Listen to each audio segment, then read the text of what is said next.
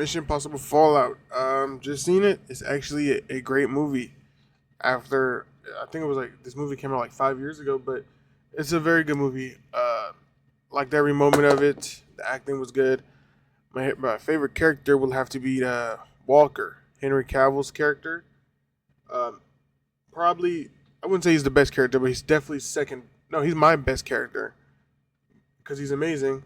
Also, I would have to say the payoff of him being the bad guy was pretty obvious. The whole movie, they're like, "Who is this? Who's the bad guy? Who's the bad guy?" And then it's like, "Oh, it's obviously the guy who just joined the team." It would be like having a football team that went 0-7, and then you get it. I mean 7-0, and then you get a new quarterback, and now you go 7-7. Obviously, it's the quarterback's fault. And that's how I felt like watching this movie. Like the whole time, I'm like, dude, it's obviously this dude's the bad guy. Now I didn't know he was gonna be Lyric. I didn't know it was gonna be him.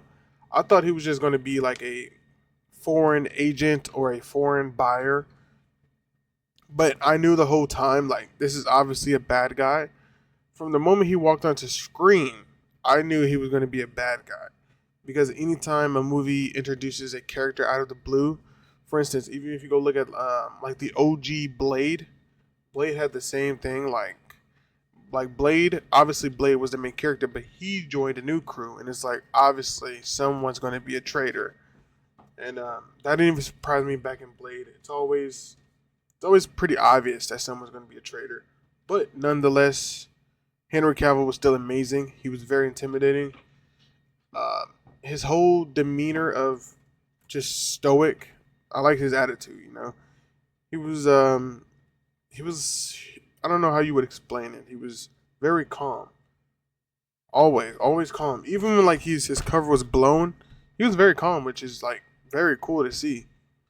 But there was like plenty of times. Like there was one time in the movie where he points his gun at Ethan on the elevator and he says, "Oh, I was going to kill you." And then literally 20 minutes later in the movie, he starts trying to kill him.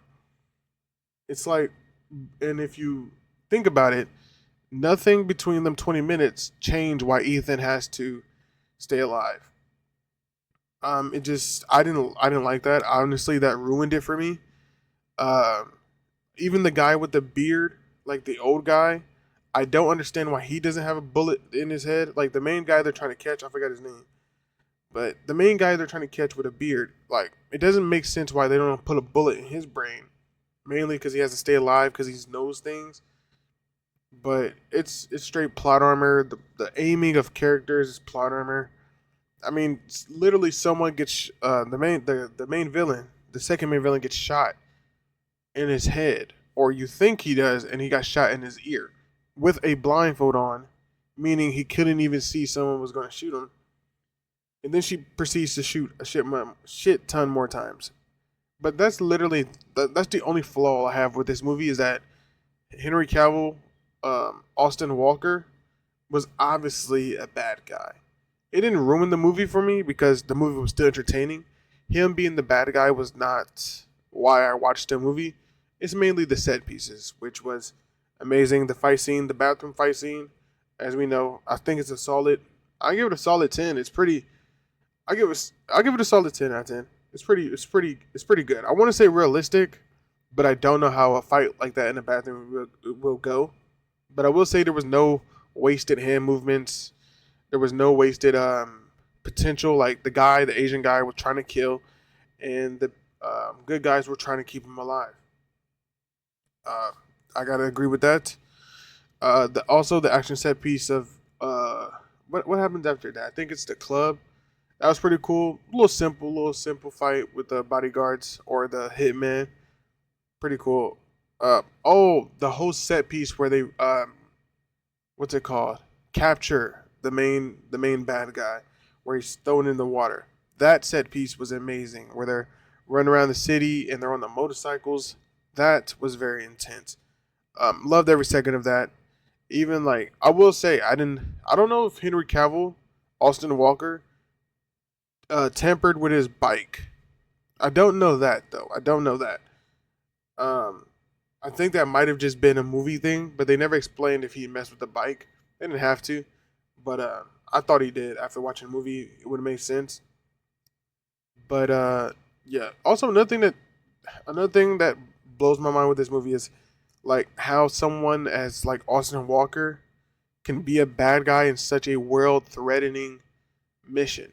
I feel like you would have like it would be impossible for that to happen. The stakes are there though. The stakes are like stupid high. Basically, there's like three mini nukes that is possible. You got people that believe in such missions, and they want to set off the nukes in certain places, which is crazy. But yeah, I mean, Mission Impossible has never been about realism. I think everyone knows that. I never even treated it as realism, but I do. Just because it's not real, doesn't mean it doesn't have to make sense.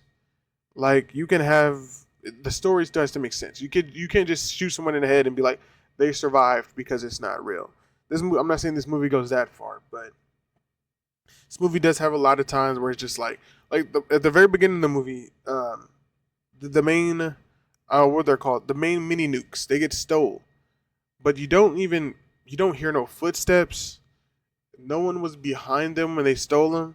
And you're just wondering like when the fuck did they steal them? It took they were only gone for like 2 minutes, and then the whole movie is like we blamed them. I will say I love the part where it zooms in and the nukes are going off and it's like boom, boom, boom, and you got the news reporter. I actually thought it was like a 2 years time skip. I was like, oh shit, this nigga really failed the mission. I was like, oh, so we're about to get a Ethan Hunt that failed the mission, and then they even tricked me. They turned off the cameras. That shit was actually amazing. That was actually amazing. I love that part. They even fooled me. I'm pretty sure they fooled everybody. That was actually pretty smart on Ethan Hunt's part. The whole I know I'm all over the place, but even when they trick Austin Walker into talking, that was actually pretty good. I didn't have a problem with that. It seemed like he would do that. He slipped up. He slipped up. That's all I really got to say. You know, they took the double ganker, double ganger. They had sleeped him so he couldn't talk and say I'm not the real one or something like that. But that was actually amazing. Yeah, basically this movie's good. I would recommend it. If I had to rate it out of a 10, Mission Impossible Fallout, I give it a solid 8. I give Mission Impossible Fallout a solid 8. It's actually a solid movie. The problem is when I watch movies, plot holes does bother me a lot. Like I can let plot holes go, but when they're happening while I'm watching a movie is a problem. Like I don't mind like coming away from the movie and then like, oh shit, that doesn't make sense. But if I'm watching the movie, when I was watching the movie and Ethan Hunt was like on the elevator and Austin pointing his gun at him, I'm like, well, why doesn't he shoot him? And the whole time, like that bothered me. That bothered me. I was like, why didn't he just shoot him? Like, why do you care he lives? Like, you're trying to flee the country. Like, you don't care if you live or die. But that bothered me. But a few other things bothered me. The girl that Ethan Hunt was with, the girl he loves, it's like, what is she doing? She's like she's shooting bullets into a car full with his friends, and it's like she wasn't. And Ethan defends her like she wasn't trying to shoot us. Dude, she shot the car up. Bullets are unpredictable. That's nothing I didn't like. That's all I really. It was just a few things, a few plot holes. But yeah, I give it a solid 8 out of 10. The story wasn't that crazy. Also, the story was just like, hey, not end of the world stakes, but end of the country stakes. Big explosions. Pretty simple, pretty straightforward. Set piece to set piece to set piece. They don't really sit down and talk. A lot of exposition. But solid 8 out of 10. I would recommend it. If you haven't seen it, you should definitely watch it. But that's it. Peace.